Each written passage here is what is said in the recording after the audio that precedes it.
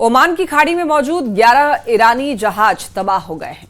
अमेरिकी सेना ने ईरान के जहाजों को तबाह कर दिया है। यूएस सेंट्रल कमांड ने दावा किया कि 2 दिन पहले ओमान की खाड़ी में ईरानी शासन के 11 जहाज मौजूद थे, लेकिन अब वहां पर एक भी जहाज नहीं है। अब देखिए, सेंटकॉम ने आरोप लगाया है कि ईरान दशकों से अंतर्राष्ट्रीय शिपिंग को परेशान और निशाना बनाता रहा है।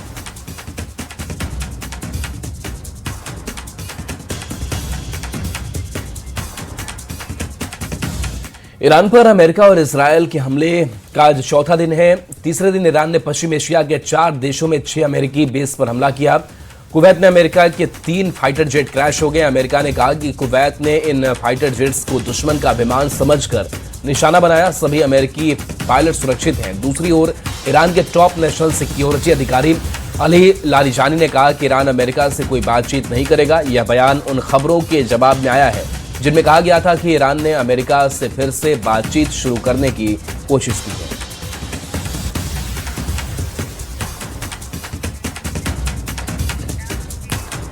अमेरिका के राष्ट्रपति डोनाल्ड ट्रंप ने एक बार फिर से ईरान पर हमला बोला है। ट्रंप ने ईरान पर हमले जारी रखने की बात को फिर से दोहराया है। व्हाइट हाउस में अपनी प्रेस कॉन्फ्रेंस के दौरान ट्रंप ने यह कहा कि ईरान में हमारा एक्शन जारी रहेगा। ट्रंप ने ईरान को आतंक का स्पॉन्सर बताया है। साथ ही यह भी कहा है कि हम ये पक्का कर रहे हैं कि दुनिया का नंबर 1 आतंकी का स्पॉन्सर कभी भी न्यूक्लियर हथियार हासिल न कर सके। उसके पास कभी न्यूक्लियर हथियार ना हो। ईरान के एटमी ठिकाने नष्ट करेंगे।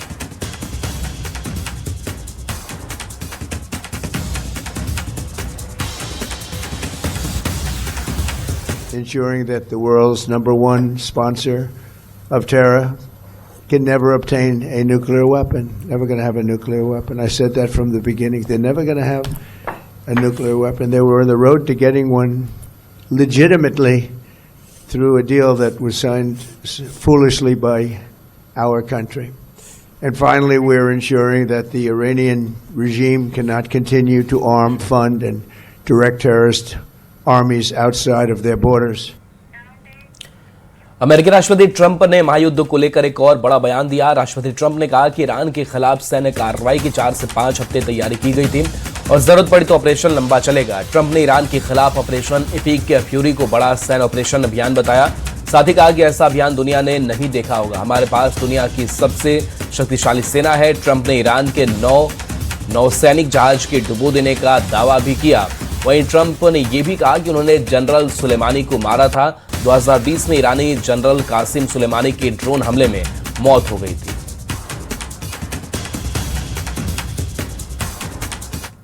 We have the strongest and most powerful by far military in the world, and we will easily prevail. We're already substantially ahead of our time projections, but whatever the time is, it's okay. Whatever it takes, we will always. And we have, right from the beginning, we projected 4 to 5 weeks, but we have capability to go far longer than that. Iran युद्ध में अब Greece की भी entry हो गई है। बड़ी खबर यह है कि साइप्रस की रक्षा के लिए ग्रीस ने फाइटर जेट भेजा। ईरानी ड्रोन हमलों के बाद ग्रीस का यह बड़ा कदम है। ग्रीस की एयरफोर्स ने F-16 को यहां पर साइप्रस में तैनात किया है। ईरान युद्ध में अब ग्रीस की भी एंट्री हो गई है। ग्रीस ने फाइटर जेट भेजा है। बताया जा रहा है F-16 ग्रीस की तरफ से भेजा गया है। तो बताया जा रहा है कि F-16 को साइप्रस में तैनात किया गया है। बताते चलें आपको, ईरान युद्ध में अब ग्रीस की एंट्री की खबर। साइप्रस की रक्षा के लिए ग्रीस ने फाइटर जेट भेजा है। ईरानी ड्रोन हमलों के बाद ग्रीस का यह बहुत बड़ा कदम माना जा रहा है, क्योंकि ग्रीस की एयरफोर्स ने F-16 को साइप्रस में तैनात कर दिया है।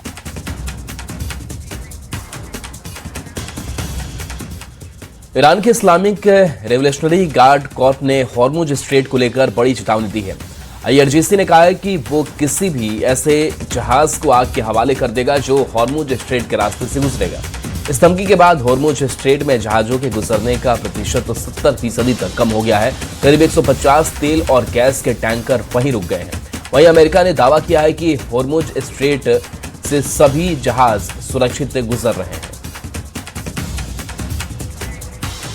तो हॉर्मुज स्ट्रेट को लेकर के ये बड़ी चेतावनी जारी की गई है और ऐसे में लगातार ये देश अपनी रणनीति तैयार कर रहे हैं और खबर ये सामने आ रही है कि 150 तेल और गैस के टैंकर खाड़ी में रुक चुके हैं, यानी कि आवागमन भी बाधित है। इस्लामिक रेवोल्यूशनरी गार्ड ने ये चेतावनी दी है, IRGC की तरफ से ये चेतावनी दी गई है और इस चेतावनी के बाद से अब हॉर्मुज स्ट्रेट भी सतर्क है।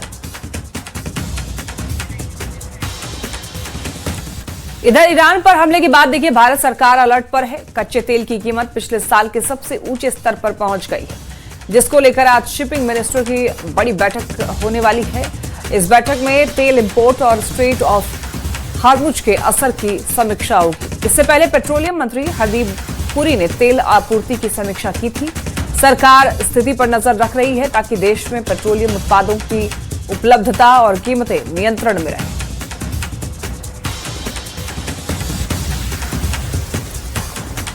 ईरान पर हमले के बाद भारत सरकार अलर्ट पर है, वो इसलिए क्योंकि कच्चे तेल की कीमत देखिए पिछले साल के सबसे ऊंचे स्तर पर पहुंच गई है। अब इसे लेकर बताया जा रहा है कि शिपिंग मिनिस्टर बड़ी बैठक करने वाले हैं। तेल इंपोर्ट और स्ट्रेट ऑफ हॉर्मुज के असर की समीक्षा होगी।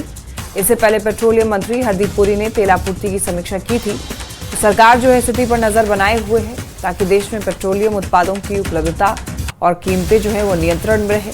अब चूंकि एक तरफ जंग छिड़ी हुई है तो जंग के बाद इसका असर पूरे देश पर पड़ता है और ऐसे में चूंकि ईरान पर हमला किया गया तो ईरान के हमले के बाद अब सबसे ज्यादा असर तेल की कीमतों पर पड़ने वाला है। आज 2026 का पहला चंद्र ग्रहण लग रहा है। चंद्र ग्रहण दोपहर 3:20 से लगेगा और करीब शाम 7 बजे तक रहेगा। चंद्र ग्रहण का सूतक काल 9 घंटे पहले शुरू हो जाता है। इस वजह से सूतक काल सुबह में 6:23 से ही शुरू हो गया है। सूतक काल में मंदिरों के कपाट बंद कर दिए गए हैं। अयोध्या में राम लला के दर्शन के समय में बदलाव किया गया है। वहीं वाराणसी में आरती के समय में भी बदलाव किया गया है। आज शाम को चंद्र ग्रहण के समय आसमान में ब्लड मून का अद्भुत नजारा देखने को मिलेगा। यह दुर्लभ पूर्ण चंद्र ग्रहण देश और दुनिया के कई हिस्सों में नजर आएगा। पहला चंद्र ग्रहण है। मंगला आरती के बाद संपूर्ण पट बंद हो गए हैं। शाम 7 बजे संपूर्ण पट खोले जाएंगे, स्नान कराया जाएगा, श्रृंगार होगा। भोग आरती होने के बाद 11 बजे के तक पट खुले रहेंगे।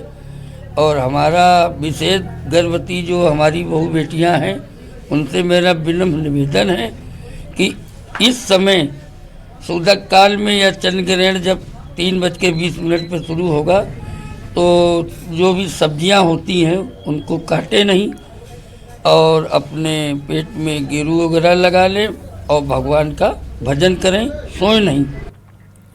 गिरिडीह जिले में होली महापर्व को लेकर माहौल भक्ति और उत्साह के रंग में रंगा हुआ है। बच्चे, युवा, बुजुर्ग सभी ने परंपरा में बढ़ चढ़कर के हिस्सा लिया। होली का दहन बुराई पर अच्छाई की जीत का प्रतीक माना जाता है।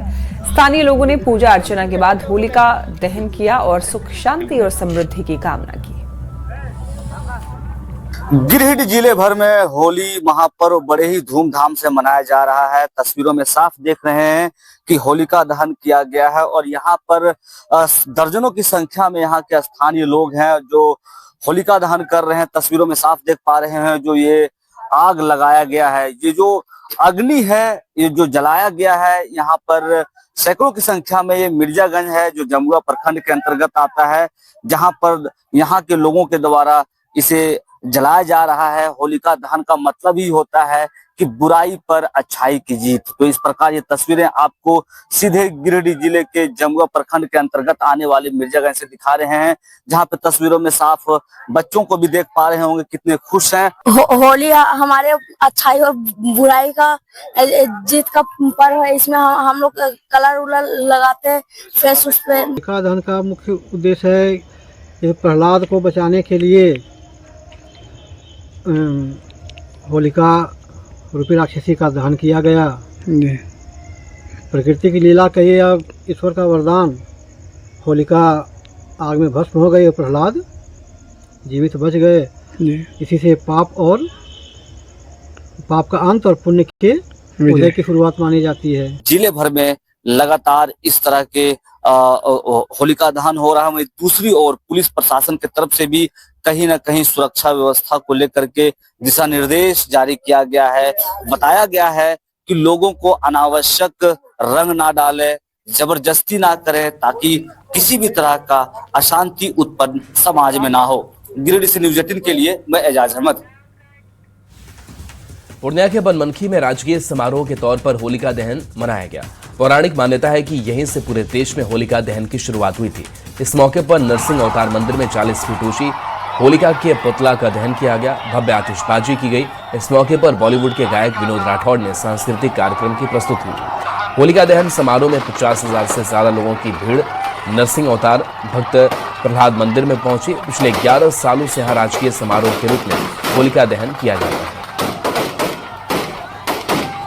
तस्वीर आप देखिए जहां पर अनोखे अंदाज में इस होलिका दहन को मनाया जाता है। राजकीय समारोह का दर्जा भी इसे मिला है और भव्य आतिशबाजी आपको देखने को मिली है। 50,000 से ज्यादा लोगों की यहाँ पर भीड़ हर साल जुटती है और बताया जाता है कि यहीं से इस होलिका दहन की पूरे देश में शुरुआत भी हुई थी और ये होलिका दहन हर साल और भी भव्य होता जा रहा है।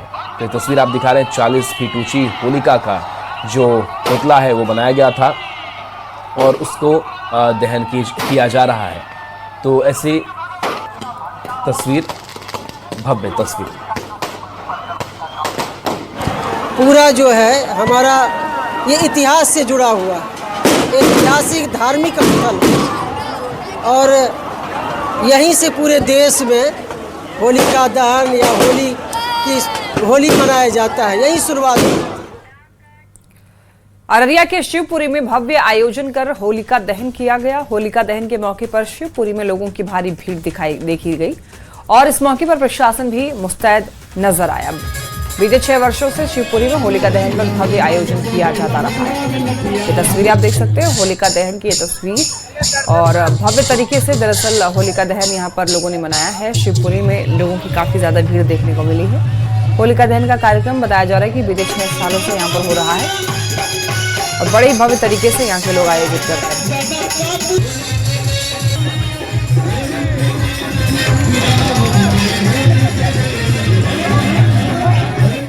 चंद्रा चौक स्थित बजरंगबली मंदिर के परिसर में लगभग 6 वर्षों से नगर पार्षद दीपानंद जी के नेतृत्व में होलिका दहन किया जाता है और इसमें समाज के सभी प्रबुद्धजन और बुद्धिजीवी वर्ग के लोग और युवा काफी हर्षोल्लास के साथ इस होली मिलन समारोह मनाते हैं।